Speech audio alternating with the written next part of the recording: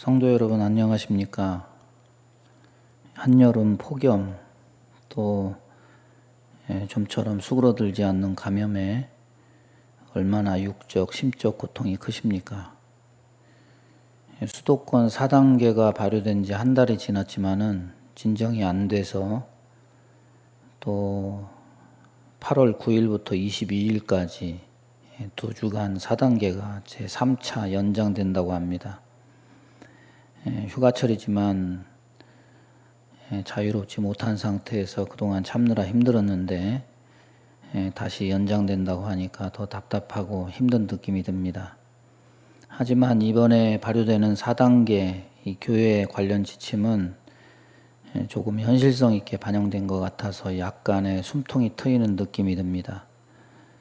바뀌어지는 내용을 말씀드릴 테니까 잘 경청하시고 따라주시기를 바랍니다. 첫 번째는 지금까지 사용했던 이 대면 예배 금지라는 용어가 퇴출이 됩니다. 지금까지 교회 입장에서 보면 이 방역 지침의 가장 큰 문제점은 방역 당국이 예배 금지라는 용어를 사용해서 마치 예배 드리는 것이 법을 어기는 나쁜 부정적인 것 마냥 그런 정서와 뉘앙스를 갖게 하는 데 있었습니다. 밥 먹고 돈 버는 일에는 어쩔 수 없다는 관용적인 잣대를 들이대고, 그런데 예배는 안 된다는 듯이 이것이 법을 어기는 일이라도 되는 마냥 이중적인 잣대를 들이대서 형평성에 문제가 있다는 지적이 많았고, 또 아무리 방역이라지만은 감히 예배 금지라는 단어를 갖다 붙이는 등 뭔가 억압하는 느낌을 지울 수가 없었습니다. 그런데 이제 4단계도 다른 단계와 마찬가지로 일괄적으로 인원 제한만 기준이 되기 때문에 대면 예배 금지 이런 단어는 더 이상 사용하지 않게 되었습니다. 다행스러운 일이라고 생각이 됩니다. 물론 방역 당국이 생명을 보호하기 위해서 예배 금지라는 극단적인 표현을 썼다는 것을 압니다. 그러나 아무리 이유가 타당하다 해도 예배 금지라는 이 단어는 정말 더 듣고 싶지 않은 말입니다.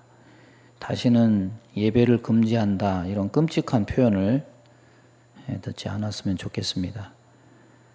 또 두 번째 말씀드리고 싶은 것은 또다시 달라지는 점, 이 4단계가 계속 길어지고 있는데 한 달이 넘어가고 있는데 정부의 고민도 깊어가는 것처럼 보입니다. 이런 식으로 계속 길어지면은 피로감도 깊어지고 불만도 많아지기 때문에 많은 부담이 있는 것 같습니다. 4단계 처음 2주는 1차는 방송 요원과 예배위원만 20명 미만, 즉 19명까지 허용하고 일반 성도들의 대면 예배는 금지한다고 했습니다. 그런데 또 다시 2주가 연장되어서 2차죠.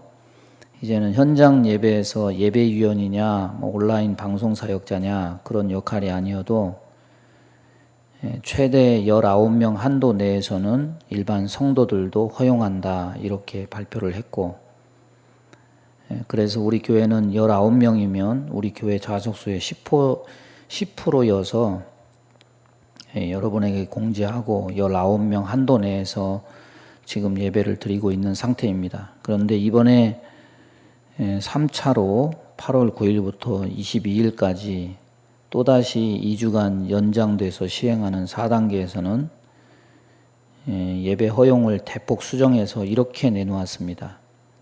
그대로 읽어드리면 수용 인원 100명 이하는 10명, 101명 이상은 수용 인원의 10%까지 정규 종교 활동 허용 가로 열고 최대 99명까지 가로 닫고, 이 지침은 아마도 대형 교회들을 중대형 교회들을 염두에 두고 허용 인원을 대폭 늘린 듯 합니다.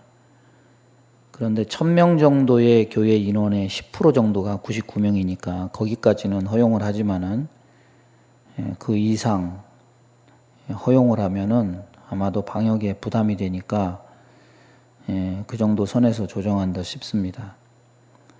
그럼 이 지침에 의하면 우리 교회는 뭐가 달라지느냐? 우리 교회 좌석수 전체가 200석입니다. 200석의 10%는 20명입니다. 그러니까 이 말은 2차 제한이 19명이었는데 기존보다 한 명 더 예배 드릴 수 있다는 말입니다. 20명까지 예배 드릴 수 있다는 말인데 우리 교회는 그렇게 큰 변동은 없습니다. 다만 1000명 정도의 중대형 교회들이 19명에서 99명으로 늘어났으니까 예배에 좀 활기가 생기리라고 봅니다. 가만히 생각해 보니까 이 4단계와 함께 씨름하다 보니까 여름 한철이 가고 가을이 오겠네요. 가을이 오기 전에 이 4단계가 좀 수그러들면 좋겠습니다. 여름철 건강관리 잘 하셔서 더위도 이기시고 코로나에도 면역되기를 간절히 바랍니다. 감사합니다.